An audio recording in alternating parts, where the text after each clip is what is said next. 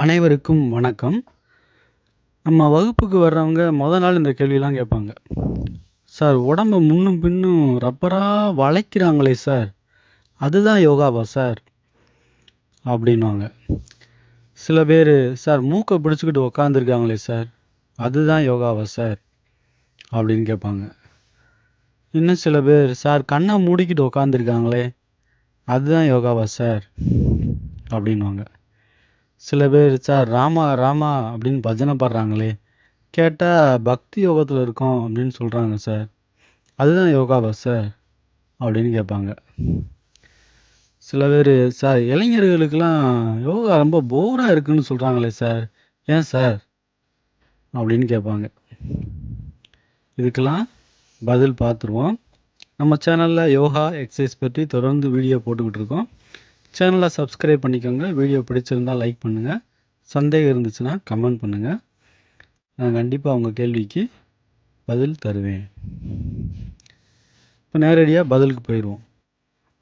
நம்ம உடம்பை முன்னும் பின்னும் வளைக்கிறது, கையை காலை ரப்பராக வளைக்கிறதுலாம் ஆசனம்.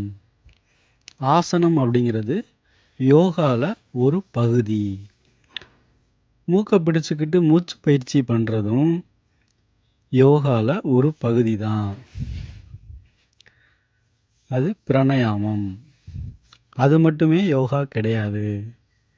இப்போ கண்ணை மூடி தியானம் பண்ணுறாங்கள, அதுவும் யோகாவில் ஒரு பகுதி தான். அதுவும் முழுமையான யோகா கிடையாது. பக்தி பஜனை பாட்டு பாடி பக்தி யோகத்தில் இருக்கிறோம் அப்படின்னு சொல்கிறதுலாம் யோகாவில் வேறு வகை. மொத்தமாகவே அது தனி. இன்னும் உங்களுக்கு தெளிவாக புரியணும்னா யோகாவை பற்றி ஒரு சிறிய அறிமுகம் பார்த்துருவோம். இதை தெரிஞ்சுக்கிட்டிங்கன்னா உங்களுக்குள்ள ஒரு நல்ல தெளிவு பிறக்கும். யோகா பக்தி யோகம், ஞான யோகம், கர்ம யோகம், ராஜயோகம் அப்படின்னு பெரும் தலைப்புல ஞானிகள் பிரிக்கிறாங்க.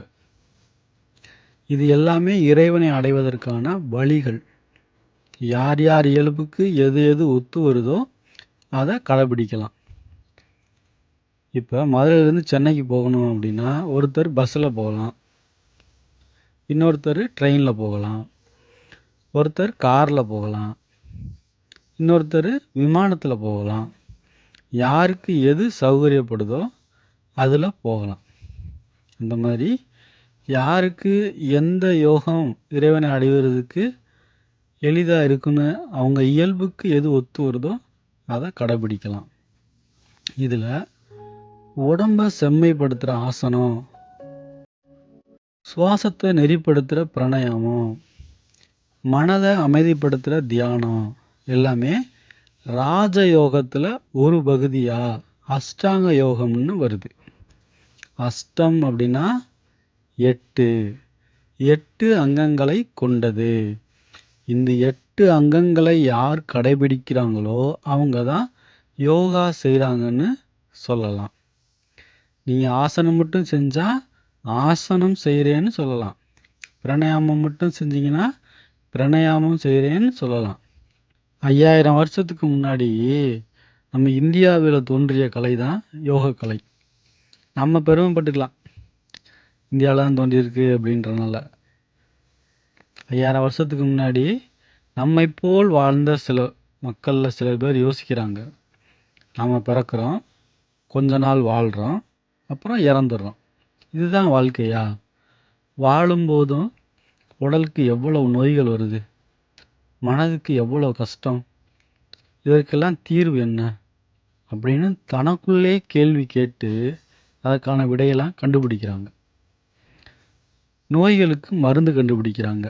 நோய் வராமல் இருக்க வாழ்வியல் முறையை கண்டுபிடிக்கிறாங்க. அதுதான் யோகா. அவர்கள்தான் சித்தர்கள். இப்போ திருமூலர் திருமந்திரத்தில் அஷ்டாங்க யோகா அப்படின்னு குறிப்பிடுறார். பதஞ்சலி யோக சூத்திரம் அப்படின்ற நூலை எழுதியிருக்கார். அஷ்டாங்க அப்படின்னா 8 அப்படின்னு பார்த்தோம். இப்போ 8 அங்கங்களை கொண்டது யோகா. அந்த 8 என்ன அப்படின்னா யமம், நியமம், ஆசனம், பிராணாயாமம், பிரத்யாகாரம், தாரணை, தியானம், சமாதி. இந்த 8 படிநிலைகளும் சேர்ந்து தான் யோகா. இந்த 8யும் யார் கடைபிடிக்கிறாங்களோ அவங்க தான் யோகா செய்கிறவங்க. யமம் அப்படின்னா ஒரு தனி மனிதன் கடைபிடிக்க வேண்டிய சமூக ஒழுக்கம். ஒரு ஆசிரியர்கிட்ட எப்படி பேசணும், நமக்கு மேலதிகாரிகிட்ட எப்படி பேசுறது, எப்படி நடந்துக்கிறது, நமக்கு கீழே வேலை செய்கிறவங்ககிட்ட என்ன மாதிரி நம்ம பேசணும், நடந்துக்கிறணும் அப்படிங்கிறதெல்லாம் குறிக்கிறது யமம். நியமம் அப்படின்னா தனி மனிதனின் தன்னொழுக்கம். நம்மளை எப்படி பார்த்துக்கணும், ஆரோக்கியமான உணவு எடுத்துக்கிறது, குளிக்கிறது, சாப்பிட்றது, தூங்குறது, எப்படி நிற்கிறது, உட்கார்றது எல்லாமே நம்ம நியமத்தில் வரும். அடுத்து ஆசனம். ஆசனம் என்பது ஒரு இருப்பு நிலை. நீங்கள் உட்காந்துருந்தாலும் அது ஆசனம் தான், அது நின்றுக்கிட்டு இருந்தாலும் ஆசனம் தான், படுத்திருந்தாலும் அது ஒரு ஆசனம் தான். இதுக்கெல்லாம் எப்படி முறையாக செய்யணும் அப்படின்றது இருக்குது. அதுதான் ஆசன பயிற்சிகள். அடுத்து பிராணாயாமம். பிராணாயாமம் அப்படின்றது சுவாசத்தை நெறிப்படுத்துறது. நூற்றுக்கணக்கான பிராணாயாம வகைகள் இருக்குது. அதில் நம்ம குறைஞ்சது ஒரு 6 பிராணாயாமம் செஞ்சோம்னாலே நம்ம உடல் ஆரோக்கியமாக இருக்கும். அடுத்து பிரத்யாகாரம். பிரத்யாகாரம் அப்படின்றது வந்து ஐம்புலன்கள் வழியாக நம்மளுடைய மனம் சதா சர்வ காலமும் வெளியில் தான் ட்ராவல் பண்ணிகிட்ருக்கோம். அதை ஒரு கணம் நம்ம உள்முகமாக நிறுத்திட்டோம் அப்படின்னா அதுதான் பிரத்யாகாரம். அடுத்து தாரணை. தாரணை அப்படிங்கிறது பிரத்யாகாரத்தில் 12 மடங்கு நிலைத்திருத்தல் தாரணை. தியானம் அப்படின்னா மனதை கட்டுப்படுத்துதல் கிடையாது, மனதை அறிதல். இது நூற்றுக்கணக்கான தியான வகைகள் இருக்குது.